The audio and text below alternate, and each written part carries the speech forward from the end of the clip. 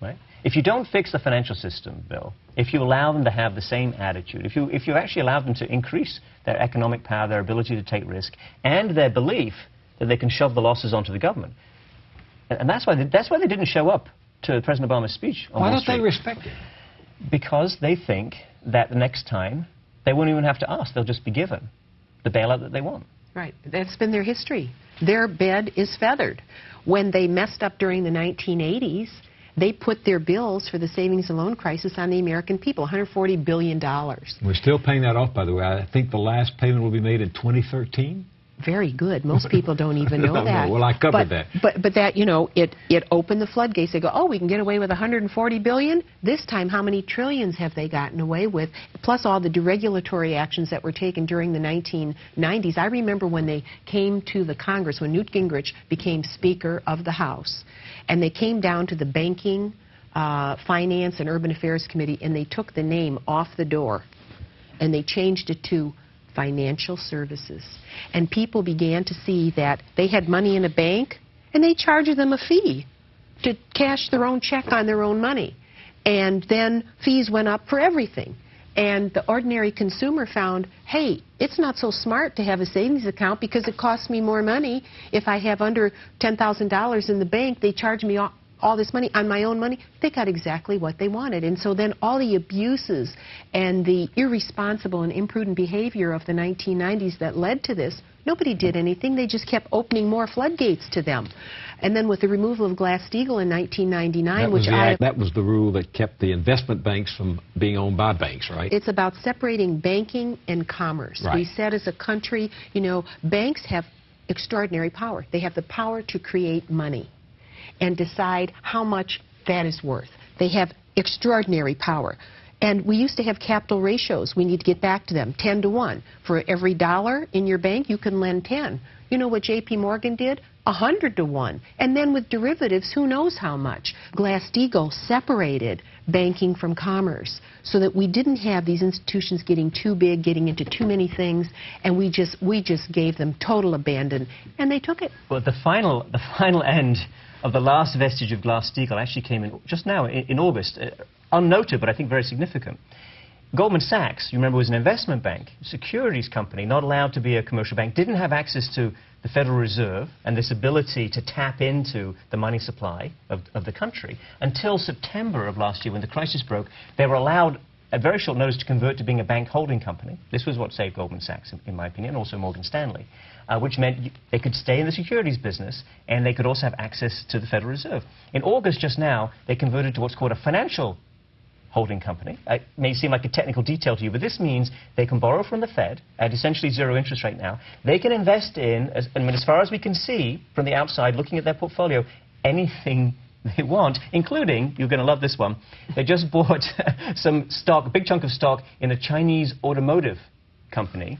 Okay, so that's your money, that's your Federal Reserve financing a highly speculative investment, and if it goes well, they get the upside, and if it goes badly, that's another one for us. Well, and this is what we were talking about earlier, the system. I mean, President Clinton's Secretary of Treasury, Robert Rubin, helps eliminate Glass-Steagall and then leaves the government and goes to work for Citicorp. Well, Rubin is a fascinating character. He ran Goldman Sachs. He went into the Clinton White House. Then he became Secretary of the Treasury, and it was on his watch that, first of all, Glass-Steagall began to really seriously crumble, and then it was completely swept away, replaced, abolished, really. And then, of course, Rubin goes on, after he leaves Treasury, to be the senior guru-type figure at Citigroup. And Citigroup is absolutely in the epicenter of everything that's gone wrong with our financial system. And wasn't Robert Rubin the mentor, the guru to both Tim Geithner and Larry Summers? Absolutely. Both Geithner and Summers advanced to senior positions in the Treasury under Rubin, and Rubin was instrumental in bringing Larry Summers to be president of Harvard after the Clinton administration.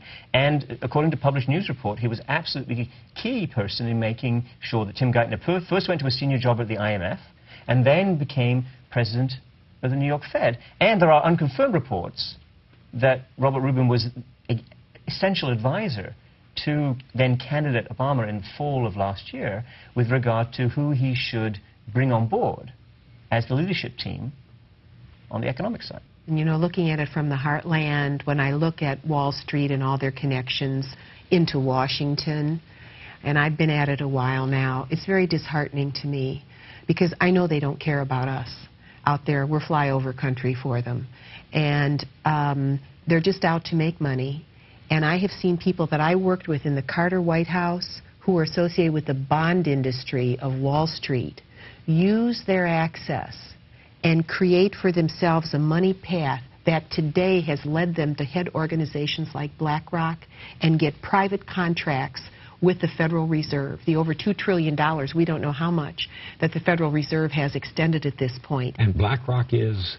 BlackRock is an institution that has gotten the major contract of the Federal Reserve to do the mortgage workouts. And my question is, the very people involved in BlackRock who've gotten these confidential contracts with the Federal Reserve, they were involved on Wall Street in creating the instruments in the first place. So how do we know that they are not covering up their own crime?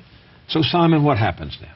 If we're going to avert the Depression and the next calamity, what needs to be done? Well, I think you have to keep at it, Bill. I mean, that's the lesson from previous generations of Americans who've really confronted entrenched power like this. You have to keep at it. And you mustn't be satisfied. When the administration says, OK, we fixed it, don't worry, we did some technical tweaking on capital requirements, for example, on the banks, you have to say, no, that's not true. Let's look at what's happening. Let's follow it through. The muckrakers of today are absolutely essential, I think, to really pushing these banks and revealing what they're doing. And by the way, Bill, I think it's going to be a long haul. I think that the economy will start to recover. We'll get some jobs back. It's going to be very painful for a lot of people. But other people's attention is going to drift. It's a 3, 5, 7, maybe 12-year cycle. But when it comes back, it will come back with a vengeance. And it will be, I think, even more devastating, in all likelihood, than what we just saw. How do we get Congress back? How do we get Congress to do what it's supposed to do? Oversight, real reform, challenge the powers that be. We have to take the money out. We have to get rid of the constant fundraising that happens inside the Congress. Before, political parties used to raise money. Now individual members are raising money through the DCCC and the RCCC. It is absolutely corrupt. Those are the it's good fundraising people, groups by both parties. In the Congress. And then people wonder, well, why doesn't Congress get along? Because they are made into arch enemies by the type of fundraising system that is embedded in the very guts of the institution. So you've got to clean that out. But meanwhile, we need to get hired over at the Justice Department 1,000 agents in mortgage fraud and in securities fraud.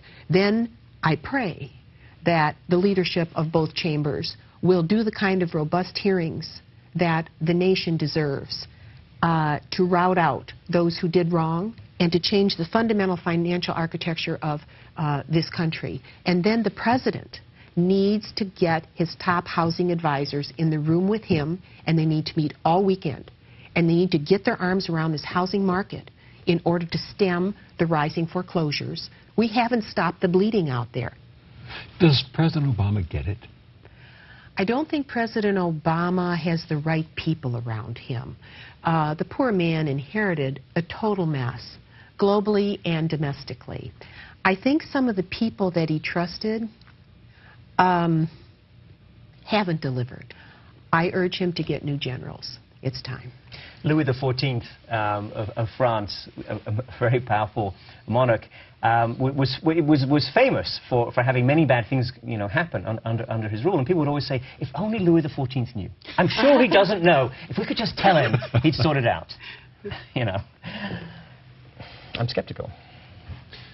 Simon Johnson, Congresswoman Kaptur, thank you both very much for this interesting discussion. Thank you. Thank you.